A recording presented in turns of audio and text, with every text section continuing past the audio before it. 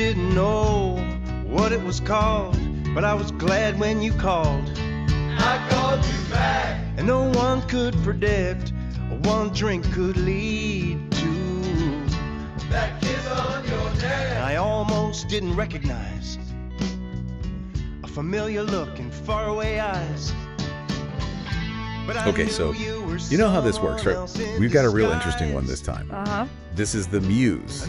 It's by a band called The Bargain.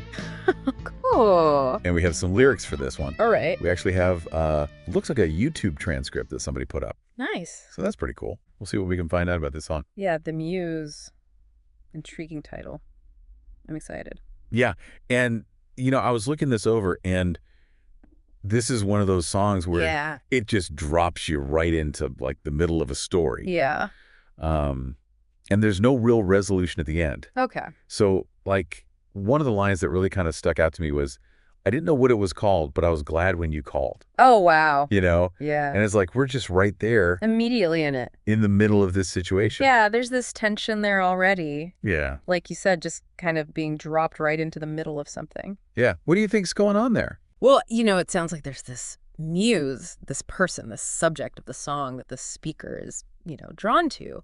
But there's also this sense of, like, maybe not knowing how to deal with that. Right. Or apprehension. Yeah. And then it's like immediately right after that, you get one drink could lead to back is on your neck. Yeah.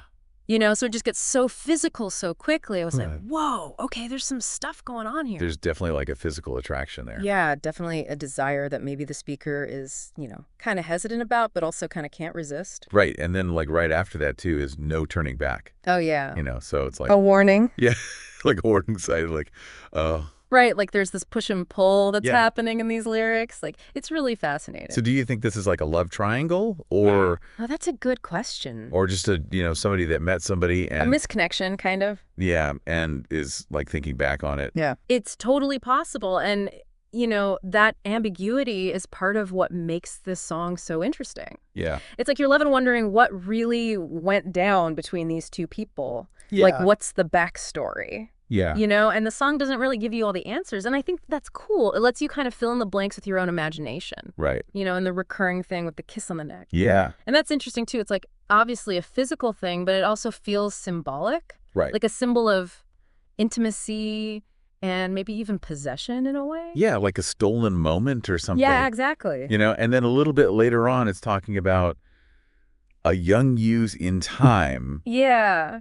And printed out in black and white, your photograph. Right. Like, where do you think they're going with this black and white imagery? Well, I think it could be like a representation of the past, you know, like a frozen moment in time that the speaker is holding on to. Right. And it kind of makes me think about like old photographs, you know, they always have this kind of nostalgic feeling to them. Yeah.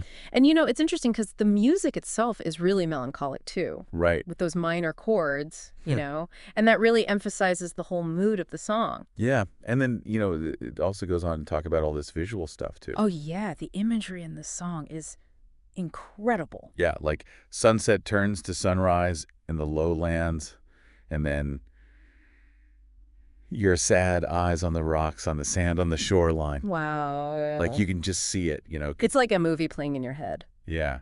And why do you think they're describing her eyes as sad? Well, you know, it makes you wonder if the muse is aware of the speaker's feelings. Oh. You know, like maybe she's feeling some kind of loss or longing too. Yeah. It's really left up to the listener to decide. Yeah, and I think that's one of the really cool things about this song. Definitely. Is that it makes you think. Yeah, it's not just a simple love song, you know? It's deeper than that. It makes you think about, you know, memory and desire and, you know, just that feeling of wanting something that maybe you can't have. Yeah, so we started out trying to figure out, you know, what this song was all about, but I think we just ended up with even more questions. Uh-huh. Yeah, I think that's the beauty of it. Yeah. So what do you guys think out there listening? What do you think the story is behind this song? Yeah, what resonates with you the most? What do you think is going on between these people? Let us know. I think it's a testament to the power of music. You know, even with just a few words and chords, you can create this whole world of emotion. Yes, and each listener can have their own unique interpretation. Exactly. I think that's what makes the Muse so special. Awesome. Well, that was a really cool deep dive. Yeah, I enjoyed that one. We'll see you guys next time. See ya.